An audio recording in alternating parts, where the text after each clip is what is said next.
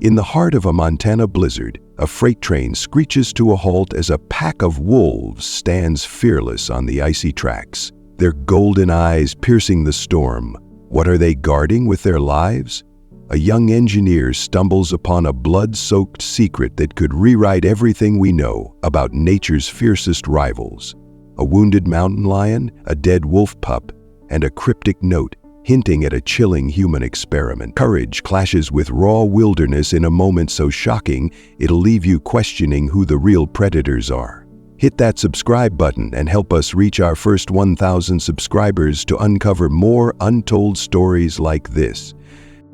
The Montana winter bit into Ethan Harper's bones as he climbed out of his rusted pickup truck, his boots crunching through a fresh layer of snow that glittered like shattered glass under the pale March dawn. It was March 9, 2025, and at 32 years old, Ethan carried the weight of 3 generations of railroad men in his blood. The air stung his lungs, sharp and cold at -20 as he trudged toward the rail yard office of Northern Frontier Railways, the wind howling a low warning through the pines. In his breast pocket, his grandfather's old pocket watch ticked faintly, a relic of a legacy that tethered him to these tracks, to this wild, unforgiving land. Inside the office, the warmth hit him like a slap, mingling with the bitter scent of burnt coffee and the faint pine glow of a candle flickering on Ruth's desk. Ruth, the dispatcher, looked up from her clipboard, her gray eyes sharp beneath a knit cap. "Morning, Ethan," she said, sliding the day's manifest across the counter. "You're on the Whitefish to Sizzle run today. Freight's loaded, departure in 30. Ethan nodded, scanning the list. Machinery, lumber, supplies for the scattered towns clinging to life along the route. It was a familiar haul through the northern Rockies, where ancient forests loomed like silent giants and jagged peaks stood watch beneath a sky heavy with coming snow. "Storms building west of here," Ruth added, her voice creasing with concern as she tapped the weather report. "Faster than we thought. Should hold off till you're back, but keep the radio close." Ethan patted the walkie-talkie clipped to his belt. "Always do," he said, though his mind drifted elsewhere. To Liam, his 7-year-old son, who'd be waiting for their weekend together. Divorced 3 years now, Ethan only got those fleeting days with the boy, whose wide brown eyes lit up at every train story. Last month, Liam had sobbed over a tale Ethan told about a deer caught on the tracks, its fragile body crushed beneath the wheels. "Why didn't you save it, Daddy?" Liam had asked, tears streaking his cheeks. The memory gnawed at Ethan, a quiet guilt he couldn't shake. The freight train roared to life under Ethan's steady hands, its diesel heart rumbling as it pulled away from the yard. 16 cars trailed behind, a steel serpent slicing through the frozen wilderness. He settled into the rhythm, the track stretching out like a silver vein across the snow-draped earth. An hour in, Cole Ramsey clambered into the cabin, his weathered face framed by a salt and pepper beard. At 55, Cole was the old hand of Northern Frontier, his hands scarred from decades on these routes.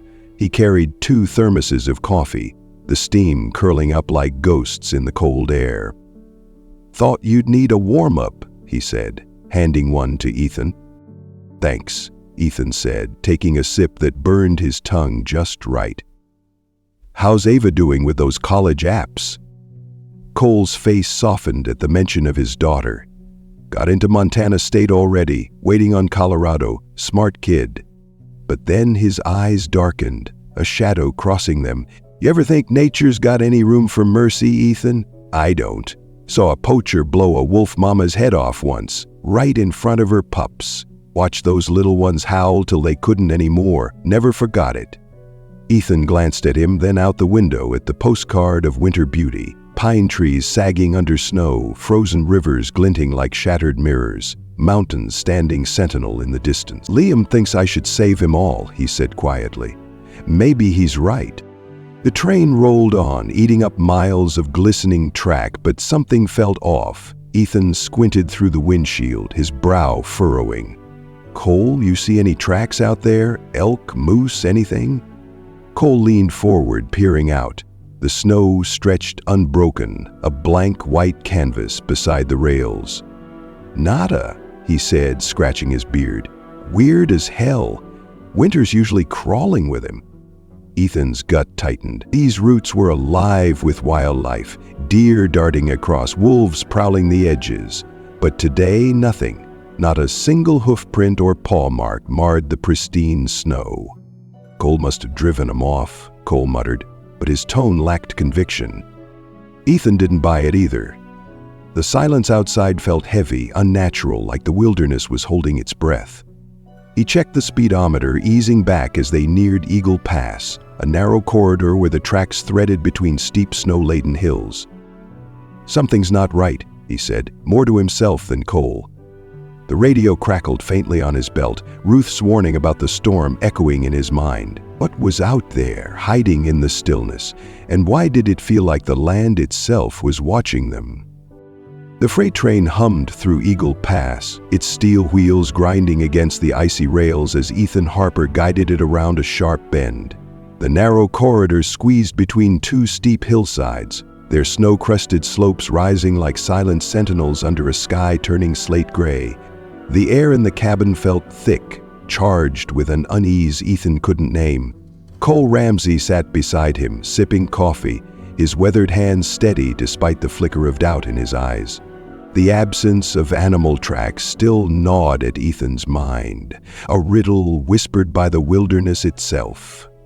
He glanced at the radio on his belt, Ruth's warning about the storm ringing faintly in his ears as the wind outside began to moan. Then it happened. As the train rounded the curve, Ethan's breath caught in his throat. Ahead, maybe a quarter-mile down the tracks, a pack of wolves stood like statues, their thick winter coats bristling against the swirling flurries.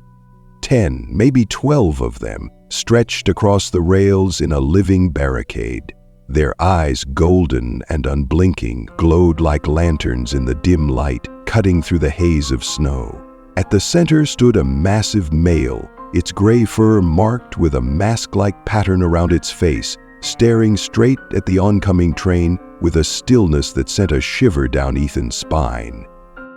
"What the hell?" Ethan muttered, his hands tightening on the controls. He eased the throttle back, the train's rumble softening as it slowed. Cole grabbed the binoculars from the dashboard, peering through the windshield. "They're not moving," he said, his voice tight, almost disbelieving. 10 of them, at least, just standing there, looking right at us. Ethan's heart thudded against his ribs. In all his years on these routes, hell, in all the stories his father and grandfather had told, he'd never heard of wolves doing this. Deer froze sometimes, sure, but wolves? They bolted at the first rumble of an engine. "Call it in," Cole said, lowering the binoculars. Ethan grabbed the radio, his fingers fumbling with the cold metal.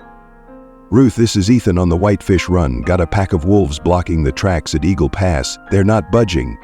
Static crackled before Ruth's voice broke through, sharp with worry. "Wolves? You sure? Use the horn. Scare 'em off. But watch yourself, Ethan. That storm's closing in faster than we thought." Ethan nodded, though she couldn't see it, and clipped the radio back to his belt. "Horn it is," he said, reaching for the lever. The blast tore through the pass, a long, piercing wail that bounced off the hills and rattled the cabin windows. Ethan winced as the sound clawed at his ears, but the wolves barely flinched. Their ears flattened, tails twitched, yet they held their ground, a wall of fur and muscle defying the monstrous machine bearing down on them. "Jesus," Cole whispered, his coffee forgotten, spilling a dark stain across his knee. "They're not scared. That's not normal, Ethan." The train crept closer, now less than 100 yards away, its brakes groaning as Ethan slowed it further. "They're not rabid," Ethan said, squinting at the pack. "Look at them. Too steady, too deliberate." He'd seen rabid animals before, frantic, drooling, wild-eyed. These wolves stood with purpose, their gazes locked on the train like they were issuing a challenge. "Something's wrong here," he added, his voice low. Cole shook his head, unease carving lines deeper into his face. "I've seen wolves run from trains my whole life. One saw a pack scatter when a rig backfired 10 miles out. This feels like they're waiting for us." Ethan's mind raced. Liam's voice echoed in his head. "Why didn't you save it, Daddy?" He thought of the deer, its broken body haunting his dreams, and now these wolves, apex predators, acting like sentries. "I'm going down there," he said suddenly, grabbing his heavy coat from the hook. Cole's jaw dropped. "You're insane! Those are wolves, Ethan, not stray mutts!" But Ethan was already pulling on his gloves, his resolve hardening. "If I don't figure this out, I'll never forgive myself. Liam will ask what I did, and I won't have an answer." Cole grabbed his arm, his grip iron tight. "You're not thinking straight. I've seen what wolves can do. Ripped a calf apart in seconds once. You don't stand a chance out there." Ethan met his gaze, steady and unyielding. "Something's not right, Cole. They're not attacking. They're telling us something. I have to know." Cole let go, cursing under his breath. "Fine, I'll keep the radio on. You die, I'll tell Liam you are a damn hero." Ethan stepped onto the front platform, the cold slamming into him like a fist. His boots hit the snow, sinking deep, and he stood there, dwarfed by the hulking train behind him. The wolves watched, their breaths puffing white clouds into the air, their alpha's masked face tilting slightly as if sizing him up. What were they guarding, and why did it feel like the storm wasn't the only thing closing in? The snow crunched under Ethan Harper's boots as he stepped away from the train, the cold slicing through his coat like 1,000 tiny blades. His breath fogged in front of him, curling upward in the dim light as the wind howled through Eagle Pass, carrying the first sharp edges of the approaching storm. The freight train loomed behind him, its engine idling with a low growl, a steel beast dwarfed by the vast wilderness. 50 yards ahead, the wolf pack stood, unwavering, their golden eyes glinting like embers in the swirling snow. Ethan's heart pounded, a primal rhythm against the stillness, but he held his ground near the locomotive, unwilling to close the distance just yet. Cole Ramsey's voice crackled from the radio clip to Ethan's belt. "You still alive out there, Harper?" Ethan pressed the button, his gloved fingers stiff. "For now, they're just watching me." He could feel Cole's tension even through the static, the older man's warnings about wolves echoing in his mind. But these weren't the wolves Cole had seen tear apart a calf. They stood too calm, too deliberate, their thick fur rippling as the wind tugged at it. The alpha, its masked face stark against the gray of its pack, tilted its head slightly, as if measuring Ethan's worth. For a long moment, nothing moved but the snowflakes dancing between them. Ethan's gaze locked with the alpha's, a silent standoff across the frozen expanse. Then, as if on some unspoken signal, the wolves parted. They stepped sideways with eerie precision, their paws leaving deep prints in the snow, revealing a sight that stopped Ethan's breath cold. There, sprawled across the icy rails, was a young mountain lion, a female, her golden coat matted with blood. A cruel metal snare bit into her hind leg, its jagged teeth sunk deep into flesh, the chain wrapped tight around the track, pinning her like a sacrifice to the steel gods of the railroad. But that wasn't all. A few feet away, half buried in the snow, lay the small, broken body of a wolf pup. Its gray fur was streaked with dried blood, a matching snare clamped around its neck. The chain snapped as if it had struggled until its last breath. Ethan's stomach lurched, bile rising in his throat. "God damn it," he whispered, his voice trembling in the wind. The pieces clicked together like a gunshot in his mind. The wolves weren't just blocking the train. They'd lost one of their own to the same ruthless trap.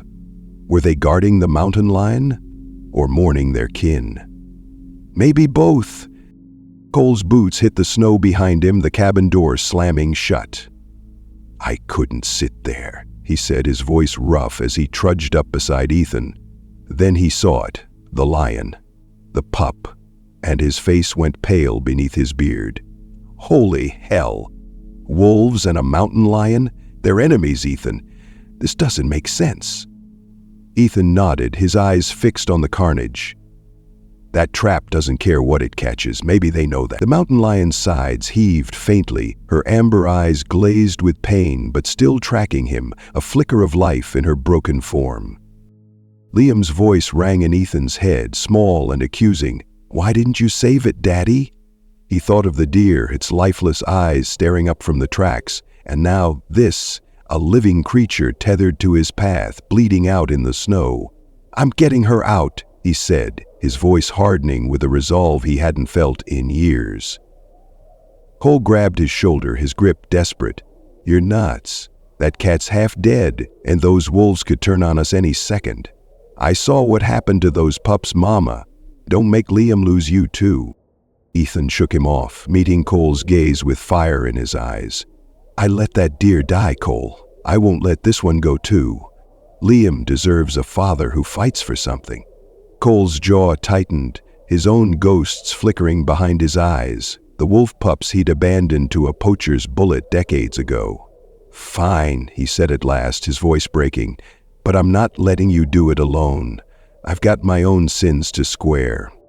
A distant rumble cut through the wind, not thunder but something mechanical, faint and growing closer. Ethan's head snapped up. "You hear that?" Cole squinted into the forest, his hand tightening on the radio. "Sounds like an ATV, poachers maybe, heard the horn." Ethan's blood ran cold. The wolves shifted, their ears pricking toward the sound. A low growl rumbling from the alpha's throat. Time was running out. Whatever or whoever was coming, it wasn't friendly, and the wolves knew it too. The wind screamed through Eagle Pass, whipping snow into Ethan Harper's face as he knelt beside the trapped mountain lion, the cold searing his lungs with every ragged breath. The storm had arrived, a gray wall of fury blotting out the sky, and the temperature plunged deeper, turning the air into a blade against his skin. Blood oozed from the lion's hind leg, staining the snow crimson where the metal snare dug into her flesh. Its chain rattling faintly against the icy rail. 50 yards behind him, the freight train idled, its headlights casting long, ghostly beams across the scene. The wolves watched, their golden eyes flickering in the chaos, their growls swallowed by the howling gale. Ethan's hands shook as he pulled the bolt cutters from his pack, the steel freezing against his gloves. Cole Ramsey stood a few feet away, clutching the tranquilizer rifle from the train's emergency kit, his salt and pepper beard flecked with snow. "Make it quick," Cole shouted over the wind, his voice taut. "That ATV's getting closer." The distant rumble of the poacher's vehicle grew louder, a mechanical snarl cutting through the storm. Ethan glanced at the wolves. The alpha stepped forward, its masked face taut with tension, while the pack shifted nervously, some baring teeth toward the unseen threat in the forest. "I'm not leaving her!" Ethan yelled back, positioning the cutters on the chain. The mountain lion's amber eyes locked onto him, glazed with pain but sharp with a wild, desperate awareness. He murmured, barely audible above the wind, "Hang on, girl, for Liam." The memory of his son's tears over the deer surged through him, fueling his resolve. He squeezed the handles, the chain snapping with a sharp clang that echoed like a gunshot. The lion flinched, a low whimper escaping her throat, but the snare still clung to her leg, its teeth buried deep. Suddenly, a wolf lunged, a lean gray female from the pack's edge, her hackles raised. She charged toward Ethan, jaws snapping inches from his leg. Cole shouted, "Watch out!" and fired the tranquilizer rifle. The dart whizzed past, embedding in the snow as the wolf stumbled, not from the shot but exhaustion, collapsing with a pitiful yelp. The pack bristled, their growls rising, but the alpha barked once, a sharp, commanding sound, and they held their ground. Ethan's pulse roared in his ears. "They're scared," he said, his voice trembling. "Something's got 'em spooked." The lion stirred, her claws raking the snow as Ethan worked the snare. "Hold still," he pleaded, but she lashed out, a paw swiping his arm. Pain seared through him as her claws tore through his sleeve, blood welling up hot and fast, dripping onto the snow to mingle with hers. "Ethan, stop!" Cole bellowed, stepping closer, rifle raised but useless in the wind. "You're bleeding!" Ethan gritted his teeth, tears stinging his eyes from the pain and the cold. "If I stop, she's dead. I won't let Liam down again." He gripped the snare's spring, compressing it with a grunt, and pried the jaws open. The lion's leg slipped free, a mangled mess of fur and muscle, and she slumped, too weak to move. A crack split the air, a rifle shot, real this time, not a dart. The bullet grazed the train's side, sparking off the metal with a shriek. Ethan's head snapped up. "They're here!" Cole yelled, spinning toward the forest. Shadows moved among the trees, two figures on an ATV, their headlights slicing through the blizzard. The wolves erupted, the alpha leading a charge toward the intruders, their howls a feral symphony against the storm. "They're buying us time," Ethan shouted, his voice breaking as he grabbed a blanket from his pack. Together, he and Cole draped it under the lion, her body limp but alive, her breath shallow puffs of mist. "Lift," Ethan grunted, ignoring the fire in his arm as they hoisted her like a makeshift stretcher. The lion's weight dragged at them, lighter than he'd expected. Starvation had hollowed her out. They staggered toward the train, snow blinding them, the sound of gunfire and wolf snarls fading into the wind. Another shot rang out, closer now, thudding into the ground near Cole's feet. "Move!" he roared, and they stumbled into the supply car, slamming the door as the storm swallowed the chaos outside. Ethan collapsed against the wall, blood soaking his sleeve, his chest heaving. The lion lay still, wrapped in the blanket, her eyes half open. "You're gonna make it," he whispered, tears rolling down his cheeks, freezing before they hit the floor. For Liam. Cole sank beside him, panting. Those wolves, they didn't have to do that. Ethan nodded, his throat tight. Whatever drove them, grief, vengeance, or something deeper, it had saved her. But at what cost? The storm raged outside the freight train's supply car, a white shroud of snow and wind battering the steel walls as Ethan Harper slumped against them, his bloodied arm throbbing with every heartbeat. The mountain lion lay before him, her golden fur matted and dull, wrapped in the blanket he and Cole Ramsey had used to drag her to safety. Her breathing was shallow, a faint rise and fall beneath the fabric, but her amber eyes flickered with a stubborn spark of life. Ethan's sleeve was soaked red, the claw marks from her desperate swipe burning like fire, yet he barely felt it. His mind was with Liam, his son's tear-streaked face, asking, "Why didn't you save it, Daddy?" This time, he had an answer. Cole crouched beside him, his weathered face pale beneath the snow clinging to his beard. "She's still with us," he said, his voice hoarse from shouting over the gale. "You did it, Ethan." He glanced at the sealed door where the echoes of gunfire and wolf howls had faded into the storm's roar. Those wolves, I've never seen anything like it, risking their necks for her or us. Ethan nodded, his throat tight with unshed tears. The image of the dead wolf pup, its tiny body broken by the same trap, haunted him. "They lost something too," he rasped. "Maybe that's why." The train jolted slightly as the wind slammed against it, snow piling against the tracks outside. Ethan pressed a hand to the lion's side, feeling her warmth through the blanket. "Hang on," he whispered, his voice cracking. "You're tougher than me." Cole pulled a first aid kit from the wall, tossing Ethan a bandage. "Wrap that arm, hero. Liam will need you in one piece." Ethan managed a weak smile, winding the gauze around his wound, the pain grounding him as he thought of his son's wide-eyed wonder at this story. One he'd lived to tell. 2 hours later, the storm relented just enough for help to arrive. A Montana Fish, Wildlife and Parks truck rumbled up a service road, its headlights piercing the fading blizzard. Dr. Nora Bennett stepped out, bundled in a parka, her sharp eyes scanning the scene as she approached with a younger officer in tow. Ethan led them to the supply car, his arm stiff but functional. "She's in here," he said, opening the door. Nora knelt beside the lion, her hands gentle as she examined the mangled leg. "Young female, barely 2 years old," she said, her voice steady but grim. "Severe blood loss, dehydration, but she's alive because you got that snare off." Nora's officer, a wiry man named Torres, inspected the trap Ethan had brought along. "Hand-forged? Unmarked?" he said, turning it over. "Poacher work, no doubt. 3rd case this month." Then Nora dropped a bombshell, her expression darkening. "We found boot prints near that wolf pup's body, fresh ones, and this." She held up a scrap of paper, crumpled and stained, with 2 words scrawled in black ink. Trial 7. Ethan's stomach twisted. What the hell does that mean? Nora shook her head. Could be a sick experiment. Luring predators, testing traps. Someone's playing God out here. The lion was sedated and loaded into a crate, destined for a rehab center. As the truck pulled away, Ethan whispered, "Stay strong." 3 months later, he stood with Liam at Glacier National Park, the spring sun warming their faces.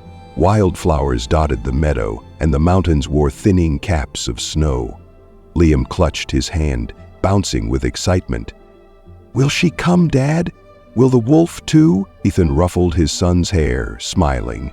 "We'll see, buddy. Dr. Bennett said today's the day." Nora's team arrived, carrying the crate to the forest's edge. She opened it and the mountain lion emerged, limping slightly, but her coat gleamed gold in the light. She paused, her amber eyes sweeping the meadow, locking onto Ethan and Liam for a heartbeat before bounding into the trees. Liam's voice broke, tears spilling over. "She's alive, Dad. You saved her." Ethan pulled him close, his own eyes welling up. "We all did, kiddo. The wolves, too." Then, from the shadows, a figure appeared. The alpha wolf, its masked face unmistakable, one ear torn from a battle long past. It watched the lion vanish, then turned to Ethan, its yellow eyes steady and knowing. Liam gasped, "It's him!" The wolf lingered, a silent guardian, before melting back into the forest. Nora joined them, her voice soft. "That pack's been spotted here since, and that Trial 7 note, we're digging deeper, might be bigger than poachers." Ethan squeezed Liam's hand, tears freezing on his cheeks. "We can fix this world, can't we?" Liam nodded, grinning through his sobs. "Yeah, Dad, with the wolves." Hope bloomed in Ethan's chest. Redemption, fragile but real, stitched together by a boy, a lion, and a pack that defied the odds.